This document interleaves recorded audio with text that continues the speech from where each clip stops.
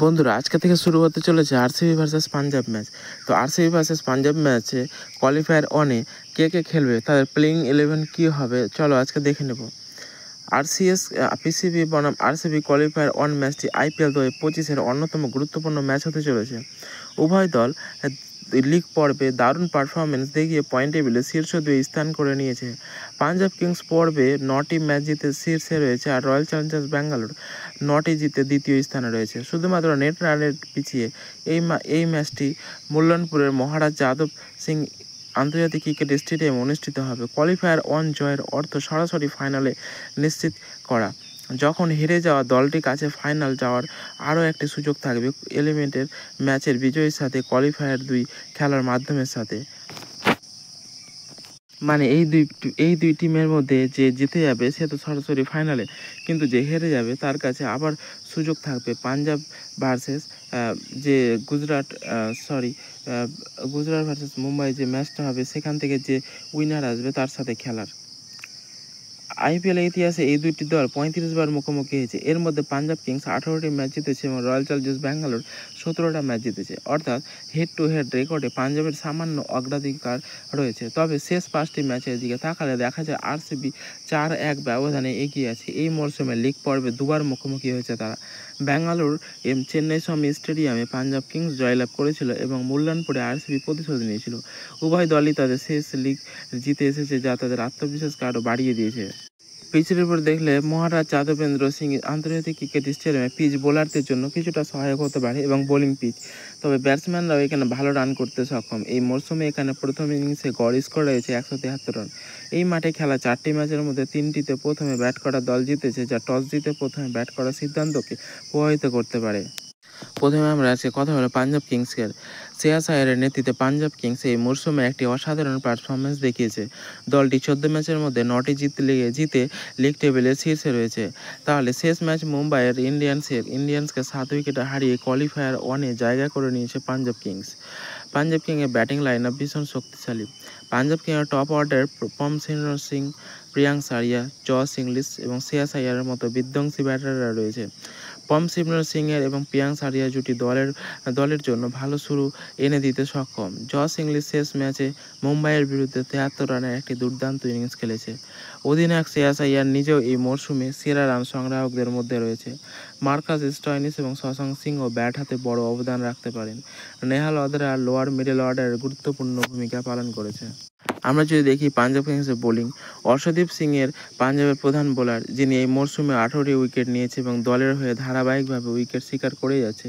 Marco Johnson দক্ষিণ আফ্রিকার হয়ে খেলার জন্য অনুপলব্ধ হওয়ার কিছুটা সমস্যা হতে পারে, তবে কায়েল জেমিনসন তার একটি ভালো প্রতিস্থাপন হতে পারে।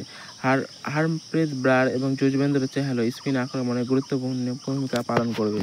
তারপরে আমরা দেখে নেব royal Challengers Bangalore. Royal Challengers ব্যাঙ্গালোরে এই মরশুমে দুর্দান্ত পারফরমেন্স দেখিয়েছে। তারা 9টি জয়ে লিগ টেবিলে দ্বিতীয় স্থানে রয়েছে। তাদের শেষ ম্যাচে লখনৌ সুপার জায়ান্টসের বিরুদ্ধে 228 রানের লক্ষ্য তাড়া করে জয় ছিনিয়ে এনেছে, তা তাদের IPL ইতিহাসের সর্বোচ্চ সফল রান চেস। ব্যাটিং যদি দেখা যায় আরসিবির ব্যাটিংয়ে বিরাট কোহলি এবং ফিল সল্ট উদ্বোধনী জুটিতে ভালো শুরু এনে দেয়। বিরাট কোহলি এই মরশুমে 600+ রান করেছে, অরেঞ্জ ক্যাপের দৌড়ে আছে। আর জিতেশ শর্মা অধিনায়ক শেষ ম্যাচে লখনৌর বিরুদ্ধে 33 বলে 85 রানের একটি বিধ্বংসী ইনিংস খেলেছে, যা দলের জন্য মুখ্য ভূমিকা পালন করেছে। রজত পাটিদারও এই মিডল অর্ডারে দারুণ ফর্মে আছে। টিম ডেভিড ফিট থাকলে তিনি লিয়াম লিভিংস্টোনের জায়গায় একাদশে ফিরতে পারেন, যা দলের শক্তি বাড়াবে। আমরা যদি আরসিবি বোলিং দেখি, জস হেজেলউড কাঁধের চোটের কারণে গত 3টি ম্যাচ থেকে খেলতে পারেনি, তবে প্লেয়ার্সের জন্য তার উপলব্ধতার সম্ভাবনা রয়েছে। হেজেলউড আরসিবির সেরা বোলারদের মধ্যে একজন এবং এই মরশুমে 10টি ম্যাচ খেলে 18টি উইকেট নিয়েছেন। তার উপস্থিতি দলে বোলিং আক্রমণে বড় পার্থক্য তৈরি করবে। এছাড়া ভুবনেশ্বর কুমার, জসদেওয়াল এবং কুণাল পান্ডিয়া উইকেট নিতে সক্ষম।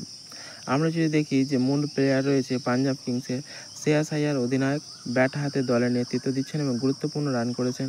তার অধিনায়কত্ব দল এই প্রথমবার প্লে অফসে পৌঁছেছে।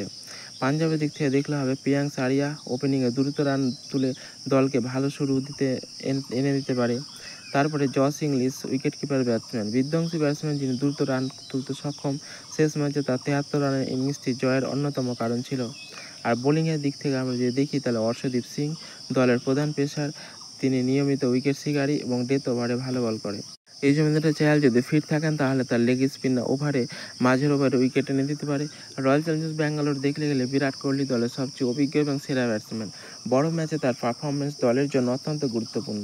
Feel Salt wicket keeper batsman, ওপেনিংয়ে দ্রুত রান তুলতে অগ্রাসী হয়ে থাকে। জিতেশ শর্মা অধিনায়ক, গত ম্যাচে তার বিস্ফোরক ইনিংসে দেখিয়ে দিয়েছে যে তিনি একাই ম্যাচের মোড় ঘুরিয়ে দিতে পারেন।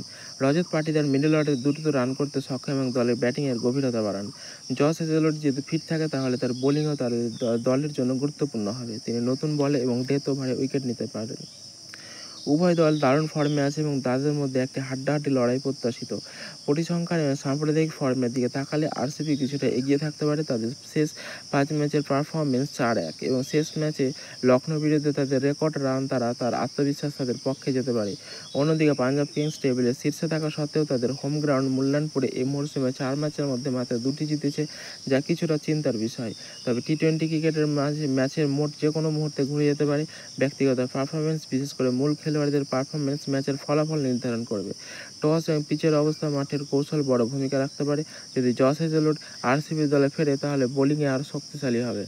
পাঞ্জাব কিংসের জন্য মার্কো জনসনের অনুপস্থিতি একটি বিরাট শূন্যস্থান তৈরি করতে পারে। বন্ধুরা, এই টিম অ্যানালিসিস তোমাদের কেমন লাগলো কমেন্টে অবশ্যই জানাও। আর এরকম